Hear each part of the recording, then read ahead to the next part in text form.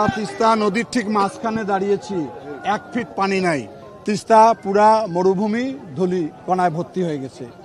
আমরা তো দাবি করে যাচ্ছি, গতকাল আমরা সারাদিন বিভিন্ন কর্মসূচিতে ছিলাম, আজকে সকালে পদযাত্রা করেছি।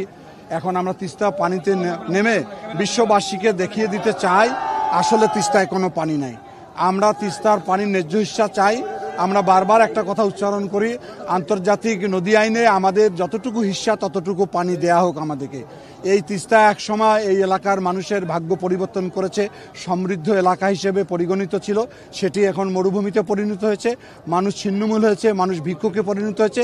কর্মহীন মানুষের সংখ্যা দিন দিন রংপুরে বেড়েই যাচ্ছে। 2 কোটি মানুষের জীবন, 2 কোটি মানুষের প্রাণ এই তিস্তা নদী। এইটা আমাদের জীবন রেখা। এটাকে রক্ষা না করা পর্যন্ত আমরা আন্দোলন থেকে সরে যাব না, এবং যতদিন আমাদের এই দাবি আদায় হবে না ততদিন আমরা বিভিন্ন কর্মসূচির মাধ্যমে জনগণকে সংগঠিত করে রাখব।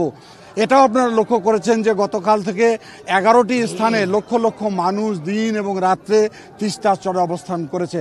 আজকেও করবে। আজকে সারা রাত আমরা থাকব। কালকে সকালে আমাদের এই 48 ঘন্টার কর্মসূচির সমাপ্তি ঘোষণা করা হবে।